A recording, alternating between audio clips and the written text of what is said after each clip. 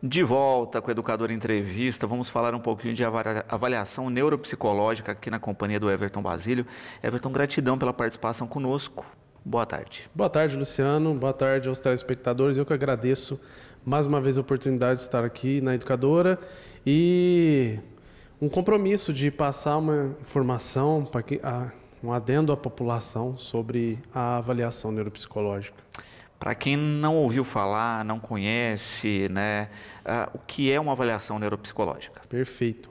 Uma avaliação neuropsicológica, aí a gente estende desde crianças até idosos, tá? A avaliação neuropsicológica, ela contempla diagnósticos, tá?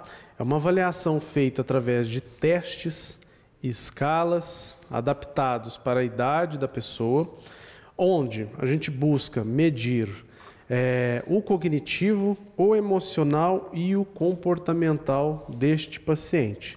Então, desde atenção, memória, inteligência, até traços de fobias, depressão, ansiedade, etc. Então, a avaliação neuropsicológica, ela ajuda, auxilia o médico a uma melhor qualidade de vida para este paciente. Então, você chega no médico com uma queixa, e através da avaliação neuropsicológica vai ajudar tanto o médico quanto o paciente a ter um caminho correto do que pode estar acontecendo no cérebro dessa pessoa. Perfeito. E é importantíssima a avaliação, né? E a gente está aí num período de volta às aulas, não é? E em especial quando a gente pensa na criança, não é? Justamente porque muitas vezes se tem lá alguma questão dessas que não é diagnosticada e que muitas vezes a gente acaba não tendo a metodologia correta, o processo correto junto a essa criança, então isso foi gerando um acúmulo de déficit de aprendizado e de problemáticas, etc., que um diagnóstico antecipado ajudaria muito. Perfeito. Hoje, Luciano, você até havia dito sobre a volta às aulas, tem tido muita procura dos pais relacionados a essa volta às aulas e a criança emperrada na aprendizagem. Então, o que está acontecendo com meu filho? Um exemplo, está no 3º ano, mas está com rendimento de 1º. Então, eu não sei o que está acontecendo. Então, primeiro passo, quando esses pais chegam no consultório, já chegam com um relatório, o último relatório bimestral da escola. E tem lá falta de foco, né? Dificuldade de aprendizagem, às vezes comportamento agressivo e etc. Então, o que acontece? Quando nós fazemos uma avaliação neuropsicológica, principalmente voltada para a criança, nós vamos buscar entender essa criança. Então, um exemplo, meu filho tem 7 anos. Os testes que serão aplicados nele, de acordo com o manual, o Conselho Federal de Psicologia, então tem lá um estudo em cima desses testes que serão aplicados. Então, para 7 anos e X meses. Tem teste para cada faixa etária. Para cada faixa etária. Então, a criança fez um teste atencional visual. Ela fez X pontos. Esses X pontos, quando você vai na correção da tabela, está lá se ela está médio inferior, muito baixo, ou se ela está na média ou está acima. Com isso, nós conseguimos distinguir, por exemplo, vamos supor que a queixa é déficit de atenção, o TDAH. Só que, quando fez a avaliação neuropsicológica, os testes atencionais ótimos, teste de memória e inteligência ótimos. Só que aí, quando você parte para a escala, por exemplo, de depressão infantil, a própria criança responde. Então, assim, o pai, quando não estão os pais, não está a escola, só está a criança comigo no consultório, ela expressa melhor o que ela está sentindo. Então, são escalas, por exemplo, simples. Um exemplo, me sinto feio, tem lá essa afirmação. Se ela tem dificuldade na leitura, eu leio junto com a mesma. Me sinto feio, não, mais ou menos ou muito. Aí ela faz um xizinho. Ela vai ticando 27 perguntas. Às vezes tem casos que não é déficit de atenção. São componentes depressivos que causam distração, irritabilidade e problemas pedagógicos. Então, assim, por isso que a avaliação neuropsicológica é importante, porque nós provamos por A mais B que a atenção dela está ótima. O que está emperrando é a parte emocional. tá? E tem casos que realmente a tensão vai lá embaixo e etc. Aí que a gente começa a compreender o funcionamento cognitivo dessa criança. A Cristina colocando aqui, né? Existe diferença do transtorno de atenção e da hiperatividade? Tem diferença, sim. Apesar do TDAH ser um nome só, transtorno de déficit de atenção e hiperatividade, o déficit de atenção são pessoas que são taxadas, ficam no mundo da lua, parece que tem delay, demora para entender situações. Então, por exemplo, você está explicando uma coisa para ela, o que você falou mesmo? Sabe aquelas coisas? Isso é o déficit de atenção. Então, não consegue concentrar aí por alguns minutos. Tem uma concentração muito baixa, dependendo da idade. A hiperatividade são pacientes que, por exemplo, não conseguem ficar parados o tempo todo roendo unha, mexendo as pernas, e é um pensamento muito mais acelerado. Então, por exemplo, vou dar o exemplo da criança. A criança hiperativa, ela consegue acabar a atividade num tempo curto e aí ela começa a atrapalhar os outros coleguinhas da sala, porque ela conseguiu resolver rápido, é um cérebro rápido. Ao contrário do déficit de atenção, que é um cérebro um pouco mais lento e ela demora para processar a parte da atenção. E tem pacientes que têm a comorbidade, Luciano, tem tanto a desatenção quanto a hiperatividade. Então, assim, o cérebro é tão rápido que não está deixando ela focar. E a avaliação neuropsicológica, ela contribui para ver se o paciente tem só déficit de atenção ou só hiperatividade. E Everton, falar um pouquinho a respeito, né? A gente falou da avaliação neuropsicológica ligada aí à volta às aulas, né? Justamente naquela questão, né? Olha, é bom avaliar, né? Principalmente se está tendo algum probleminha de rendimento específico lá para ver se tem alguma coisa que eu posso interferir, né? E de fato a gente vê diferença nisso, né? Quando se avalia e se faz o diagnóstico, do que quando não se diagnostica e deixa a coisa tardia. Isso, perfeito, porque você fica no escuro, né? Quais tipos de intervenções que eu, professor, irei ter com esse aluno se eu não sei de onde está sendo a raiz do problema, né? Inclusive, dentro da avaliação neuropsicológica, tem a avaliação de desempenho escolar, que é avaliado a escrita, a leitura e a matemática pro ano escolar que a criança tem, né? Então, são palavras com ditado, interpretação de texto, algumas contas para o ano escolar dela e lá verifica-se, tanto pelos resultados brutos, se a criança está abaixo do esperado para a série dela ou se ela está com déficit muito grave. E além dos resultados brutos que iremos ter, tem também a velocidade que ela tem para ler, fazer conta e escrever. Então, tem crianças que, por exemplo, têm um desempenho médio em matemática, porém é lenta para execução. E isso atrapalha na onde? Nas provas.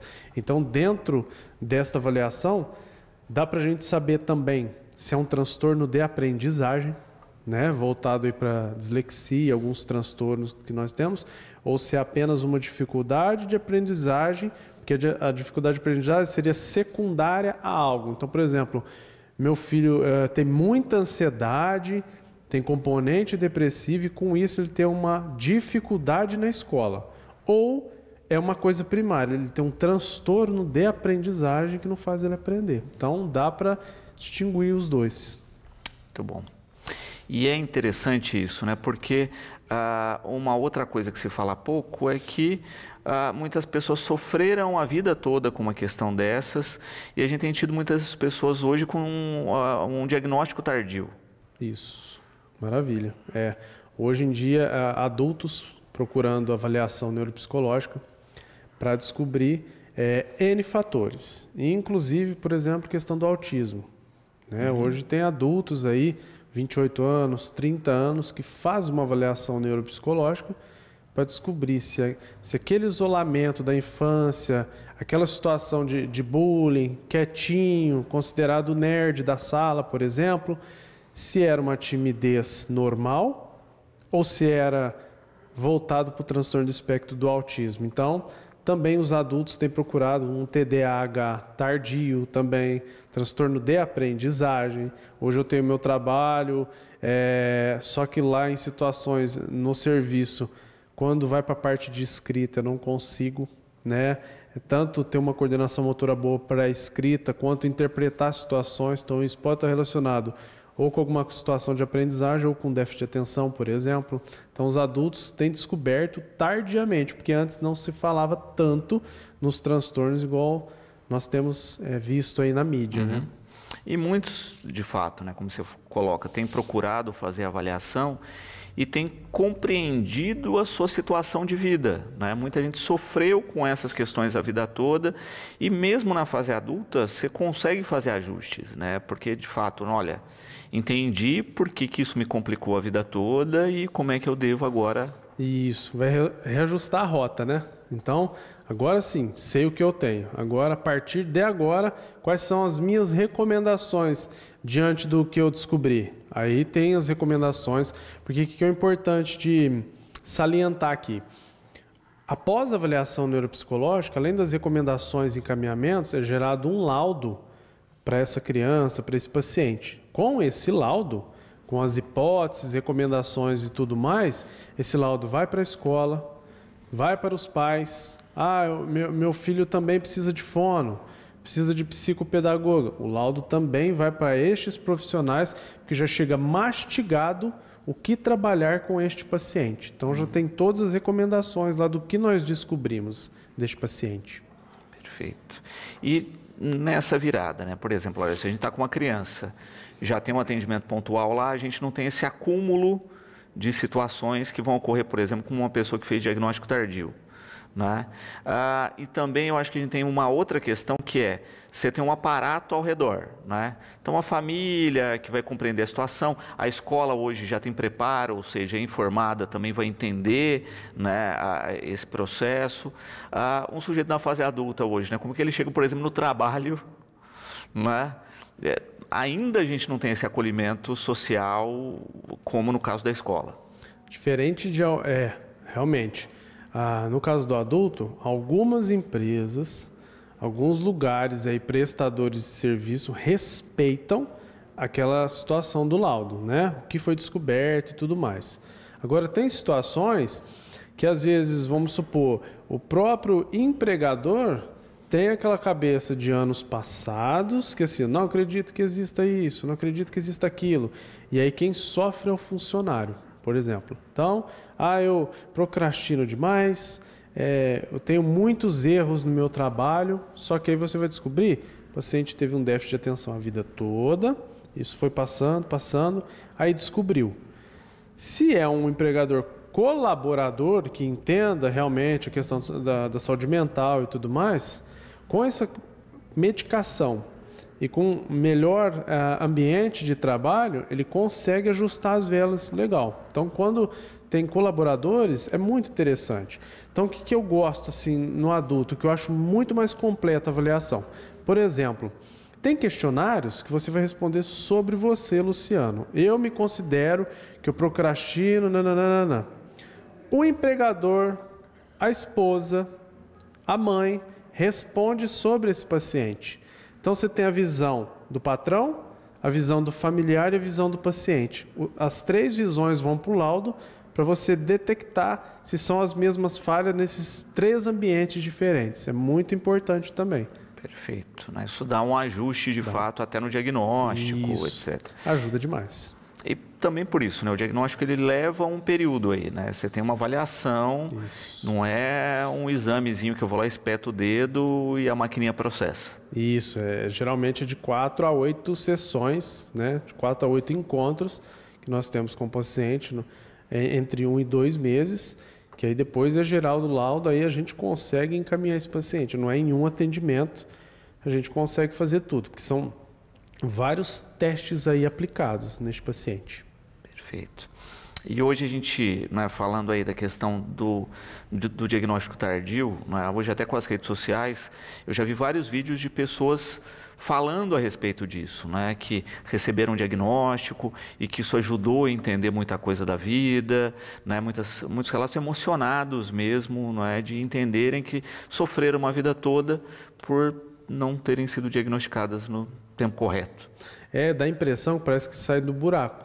Parece que assim, quando você faz uma avaliação neuropsicológica, tem aquele laudo na sua mão, E aí você chega lá no finalzinho do laudo, que eu sempre coloco assim, ó, principais déficits desse paciente. Cito tudo. Potenciais que essa pessoa tem. Coloco tudo. Poxa, olha que legal. Agora eu enxergo como eu sou realmente. Então, assim, clareou tudo para mim. Então, por exemplo, eu sou muito mais... me ajuda mais coisas visuais do que coisas auditivas. Meu auditivo foi ruim nos testes. Meu visual foi bom. Por que não contemplar esses dois? Então, é muito interessante. Vamos colocar o caso de criança. Se eu vejo que a criança tem um déficit de atenção auditiva, o visual dela é legal, para que eu, professor, vou ficar falando coisas orais, textos, contas e etc. Oral, ele não vai assimilar, não porque ele não saiba, porque ele desfocou. Do que colocar escrito, certo? Visual para ele resolver isso. Isso que contempla, sabe, o laudo. Então, assim, se o meu paciente é melhor visual, vamos colaborar com o visual dele. Em vez de eu ficar perguntando 3 vezes 4, 1 mais 1, escreva, leia com ele que ele vai resolver. Porque isso, quando você não faz uma avaliação, o que a gente interpreta? Ele não sabe. A falha no pedagógico. Talvez não seja tão inteligente para o que o ano escolar está pedindo, mas não é isso. É porque ele tem desatenção na parte auditiva e não na parte visual. Se você pegar o potencial dele, você consegue ajustar. A Kátia aqui perguntando, né, do trabalho pós-avaliação, Everton, que isso também é interessante a gente destacar, né, porque também tem uma continuidade aí de adaptações, de ações que vão auxiliar demais. Muito. Inclusive no laudo irão as recomendações, porque essas recomendações serão pós-avaliação.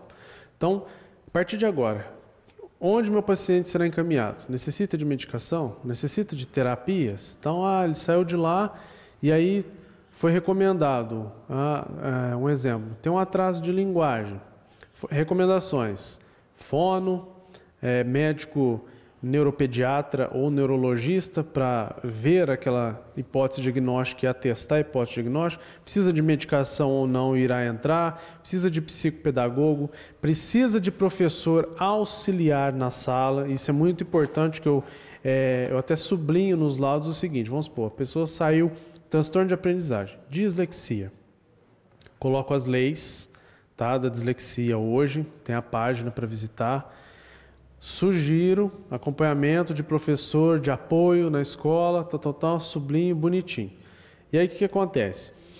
Quando volta para a escola, isso já é o pós-avaliação. A escola se adapta à situação do que foi descoberto dessa criança. E aí, professor de apoio, psicopedagogo, nutricionista, o que foi recomendado no pós? Terapia infantil, por exemplo, casos de extrema ansiedade, o componente depressivo. Então, o pós ele vai estar coberto aí de profissionais que irão trabalhar nessas queixas e potenciais que este paciente trouxe. Outras recomendações. Sugiro avaliação após 1 ano. Um exemplo, eu coloco. Em casos, por exemplo, Luciano, de deficiência intelectual. Tem situações de pacientes que o QI do paciente deu muito abaixo do esperado. Então, com as intervenções, daqui a 1 ano, eu vou gostar de avaliar esse paciente para ver se houveram, se trabalhar esse potencial para que esse paciente suba pontos aí da inteligência para ajudá-lo no dia a dia. Então, é muito bom uma reavaliação após 1 ano. Depois das recomendações, para ver se foi tudo feito certinho, como é que foi o trabalho. Tem pais que não cumprem, infelizmente. Tem pai que, não deu para eu ir, achei que só a escola fosse resolver, mas tem pais que, assim, cumprindo todas as recomendações, dá certo. Tem grandes evoluções com o paciente. Perfeito. E é sempre isso, né? É sempre um conjunto da obra, né? Raramente você vai ter uma indicação única. Isso. Geralmente é família, escola, profissionais, casos, talvez medicações, tá? Para ajudá-lo. Então, é muito importante. Tem casos assim, por exemplo, às vezes a medicação que o paciente tomou lá na infância, um exemplo, afetou a atenção dele, que foi gerado déficit de atenção, por exemplo. Então, às vezes, nas recomendações, ajustes de medicações, porque às vezes você recebe o paciente já com as medicações certas. Sei lá, eu tomo 5 medicações, então vamos avaliar quais são as hipóteses aqui. Dependendo, diminui as medicações de acordo com as evoluções que nós descobrimos, no caso adulto, né, que já chega com uma medicação às vezes de ansiedade, depressão ou outras situações. Muito bom. Também é importante a gente destacar esse sempre acompanhamento, porque como você colocou, né? Olha, às vezes tem medicação, mas que ela vai passar por ajustes ao longo da vida, né? Se eu cumpro direitinho todas essas ações múltiplas, né? Às vezes eu nem preciso mais de medicação depois de determinado período, né? Isso. Você tem aí um fluxo que tem que ser também sempre observado. Isso, tirando os transtornos que são crônicos, né? Que necessitam de medicação, mas assim, outras situações ajudam a sair de medicações. Além, o conjunto da obra, voltamos nele. Além da escola, família, os próprios pais, né, ali em casa, tem situações que é o tripé da situação, seja do adulto, seja da criança, que é boa alimentação, boa qualidade de sono e atividade física. Porque se eu não tenho uma boa higiene de sono também, eu sou propenso a ter irritabilidade, distração e etc. Então, assim, além dessa avaliação que foi feita nos testes, necessitamos de uma boa alimentação e uma boa qualidade de sono também. A gente falou muito a respeito de transtorno de déficit de atenção e de hiperatividade, né? Que, como você colocou, né, não são as únicas coisas que aparecem na avaliação, né? E é o que a Cláudia pergunta aqui, né? O que mais pode aparecer numa avaliação? Perfeito. Diversos transtornos aí, desde fobias, né? Transtorno do espectro do autismo, transtorno de aprendizagem, deficiência intelectual, componente depressivo, componentes ansiosos, o próprio TDAH, tá? Alguma coisa relacionada à personalidade, tá? Algum transtorno de personalidade, às vezes pode acusar também. Tem, no caso dos idosos, são feitas avaliações neuropsicológicas para ver se pode estar acontecendo um começo de Alzheimer, tá? Que a gente chama de transtorno cognitivo leve. Então, um pré-Alzheimer aí, então é testado esses pacientes idosos para ter o cuidado suficiente para ver se é a doença do Alzheimer ou não. Então, assim, N fatores, N situações são medidas aí nessa avaliação neuropsicológica, sempre aí para clarear para o paciente e ter uma melhor qualidade de vida. Perfeito. E é um conjunto muito grande aí quando a gente pensa, né? Mas o importante, como qualquer questão, é diagnóstico, né? Você só consegue combater, entre aspas, um inimigo quando você reconhece o inimigo, não é? E não ter o diagnóstico é sofrer uma vida toda aí, né? Ataques de onde você não sabe de onde vem. Perfeito. É muito bom. Ter uma situação que te clareia, né, para ter uma melhor qualidade de vida, é sempre importante. Há casos, por exemplo, Luciano, que eu já recebi, que é o seguinte: em 10 minutos de consultório, a mãe trouxe a queixa, teu filho tem isso, passou a medicação, sem fazer avaliação neuropsicológica. Então, teu filho tem TDAH, toma a medicação aqui. Só que não satisfeita, antes de usar a medicação, procurou uma avaliação neuropsicológica. O que aconteceu? Como a criança já havia feito, por anos atrás, uso de fenobarbital, que é o cardenal, quanto mais você faz uso dessa medicação, acaba entrando em déficit a sua atenção, tá? Então, causa desatenção por longo prazo, essa medicação. Então, assim, o que aconteceu? Fez avaliação neuropsicológica, um QI acima da média, fatores atencionais acima da média, questões de memória, etc. Onde encaixa a situação? Onde fomos entender que a parte apresentação em público, situações de fazer amizade, tudo deficitárias. Então, essa criança ela tinha uma fobia social, tá? que às vezes parecia que ela não estava interagindo ou era considerada desatento, mas ela não conseguia uma interação suficiente para entrar no assunto dos colegas. Então, era taxado como desatenta. É aquela criança que o professor faz a pergunta na sala de aula, ele não consegue responder, porque trava, tem uma fobia ali. E era considerado desatenta. Então, o que foi importante dessa avaliação? Que nós descobrimos que ela tinha um transtorno de ansiedade, tá? Voltado para a fobia e não déficit de atenção.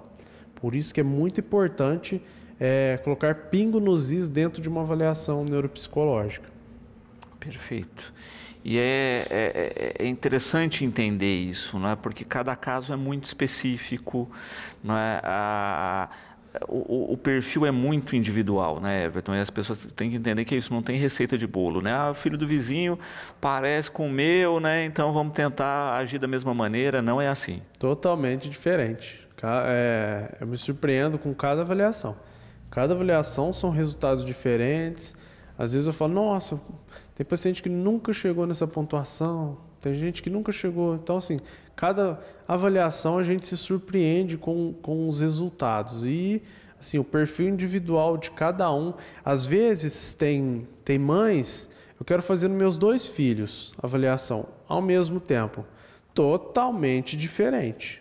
São irmãos, às vezes tem casos que são gêmeos, só que assim, muito diferente o nível atencional, o nível escolar, nível de memorização. Então, é um perfil cognitivo de cada caso é um caso, não tem a receitinha de bolo.